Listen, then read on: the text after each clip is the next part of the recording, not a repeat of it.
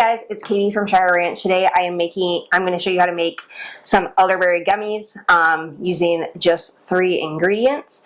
And that's elderberry syrup, unflavored gelatin, and some sort of unsweetened juice. I'm using unsweetened white grape juice. You could use apple juice or cherry or cranberry. The goal is for it to be unsweetened. Your syrup will be sweet enough. To make these, you'll need a pot. You'll probably want a spatula to get all the last bits out and to stir it. The other thing you will probably want is some sort of gummy mold. They come in lots of different shapes, and you can also just pour the gummy syrup into a tray and just cut it when it is set. But I like to have the gummy molds. You will also need, let me grab it, I forgot to take it out. At least I think I forgot to take it out. Yeah, I did. You'll want to have a dropper of some sort.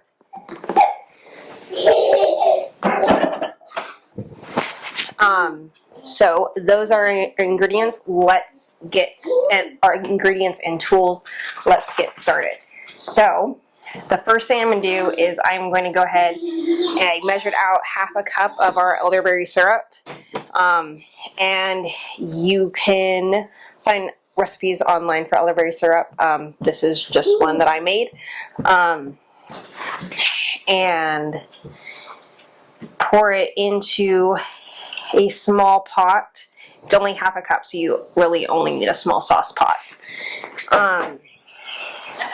And I'm gonna turn it on to low, and we just kind of want to heat it up a little bit. It's been in the fridge. Alright, so while the elderberry syrup is heating up in our little pot, we're going to let our gelatin bloom over the top of the grape juice. So I have these unflavored gelatin packets. Each packet is a tablespoon. So if you have a bulk thing of gelatin, use 3 tablespoons. If you have packets, most packets are about a tablespoon. So just use 3 of them.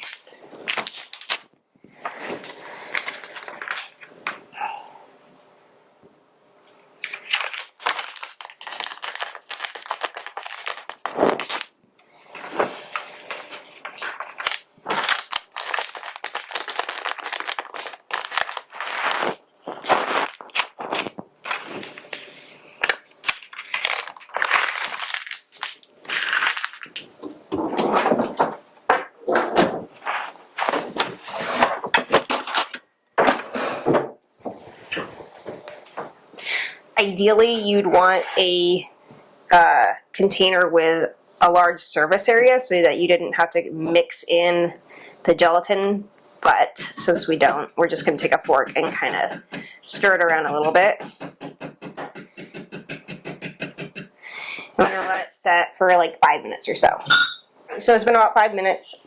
You can see our gelatin is set up in the grape juice, and we're just going to plop it into our syrup.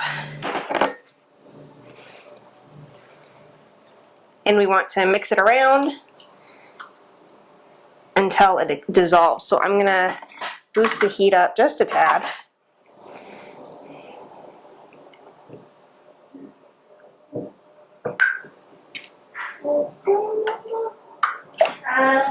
And we just want to make sure it all gets dissolved. And I let it heat up just a little bit till I see it getting some steam coming off of it.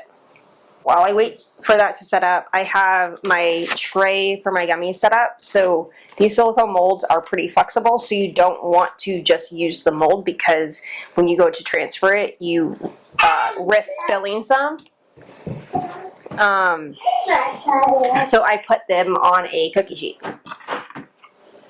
Part of the reason why I heat it up to its like little steamy point and you can see steam coming off of it. It's not there yet, but so that I have time to work with it and put it into the molds before it sets up, because you do have to work kind of quickly.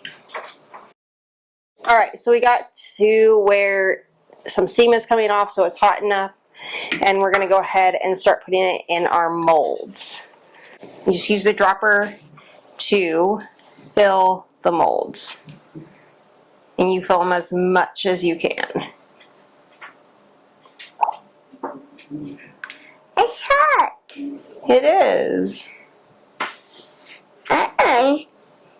Yummy. And one of the things you want to try to do is not have air bubbles, but that's more of an aesthetic thing than than anything else. The other thing that you could do while instead of filling these with a dropper, if you didn't have one, is you could pour it over the top and use a offset spatula or a offset knife to spread it around and fill the molds. That's another option. Okay. Alright, so well, 2.5 trays are filled. So what we're going to do now is, since it is winter and it's cold, we're just going to cover these and set them in the garage for a couple hours, which is basically a refrigerator. And I really do suggest letting them sit for like 4 to 6 hours. They do set up really quickly, but they come out of the molds easier the longer. Done. This one. They come out of the molds. This one, Mama. Well, we ran out of syrup. I was saying, the longer you let these set up, the easier they're going to come out of the molds. So let me show you, or let me go put these out in the garage, and then I'm going to come back. And then I'm going to come back and show you what the finished product looks like. Alright, so those are out in the garage, and I wanted to show you the final product, but I actually don't have any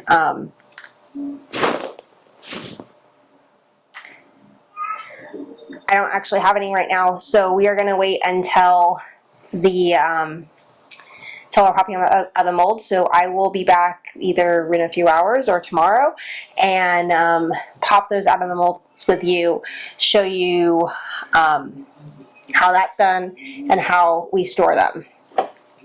So I will see you in a little bit. Alright, so I was going to show you a finished product yesterday, but we didn't have any.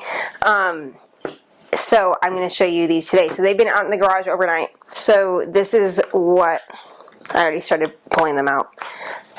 This is what they look like in the trays, all set up. And to pop them out, you basically just flip the mold inside out. Just like that. And we are storing them in a mason jar.